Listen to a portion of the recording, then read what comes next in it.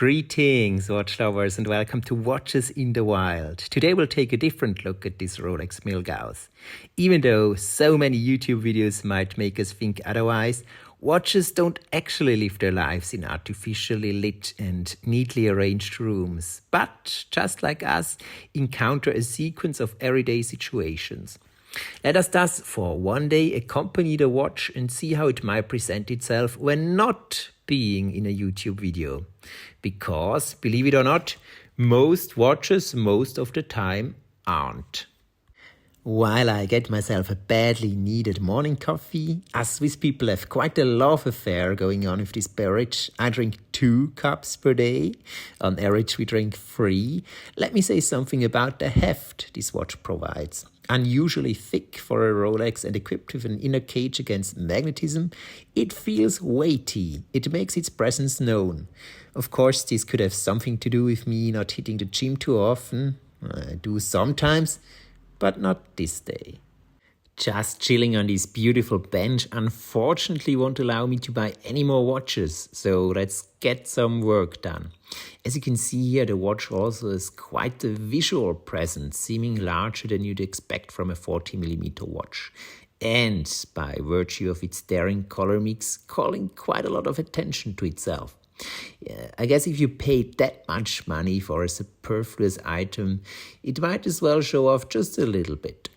I admit to sometimes getting distracted by the changes of that sunrise blue dial myself. At the same time, it's an encouragement to take work seriously. For some strange reason, you want to act in accordance with what that watch represents. And whatever that is, it isn't an attitude of minimalism. Never mind the partially true accusation that this company doesn't feel the need to outdo itself anymore. My colleagues know that I'm into watches, so they're not too bothered by even a Rolex. But I gotta admit that in public it feels weird to wear that watch. You inadvertently send a message.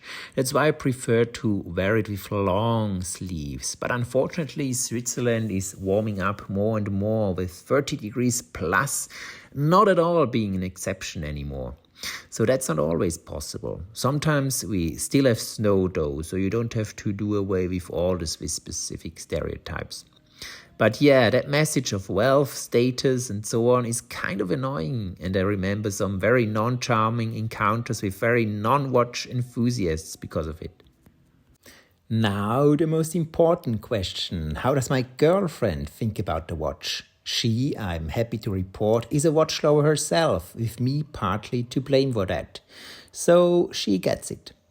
Do I wear the Milgauss much at home? Most of the time I take it off actually, but I guess me not wearing it for this video would kind of defeat the purpose of this video. While I don't intend to part with it and I shouldn't be bothered by it receiving some scratches, a background anxiousness unfortunately remains. The hard table surface you see there is quite a ruthless enemy for those polished centerlinks. Touching it ever so briefly and softly is enough to leave a trace.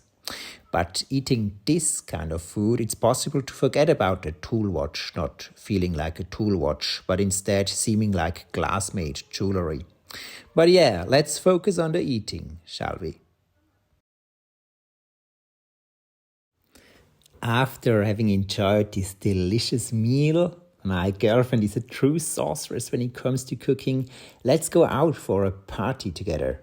But before we enter the bus to get there, let's admire our trusty grey companion, which is about to gain in strength and become a full moon again.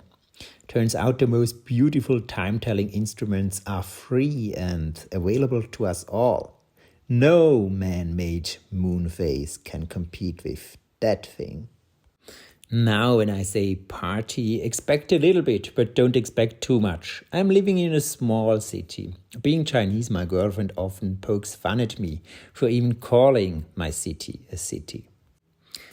So here we are. Let's follow the pink kitten and, mingling with all these people, try to forget the watch for a moment. As a watch nerd, I find I sometimes focus too much on what I have on my wrist and on what other people have on theirs. Too often my eyes blur everything but that one specific area on a human arm. So, if just for a moment, let's try to unfocus that selective focus and pay attention to what else is going on in this world. Having said that, I promise to send the first person guessing the watch on my girlfriend's wrist a couple of Satoshis. Just name the watch and leave your public key in the comments. It's getting quite late. As you can see, most beer bottles have been emptied. So after an eventful day, it's time to make our way back home. I hope you have enjoyed accompanying the watch and, as an extension, yours truly for a day. I send you my warmest greetings and look forward to catching you again in the next video. Oh, and feel free to subscribe in case you have enjoyed this one.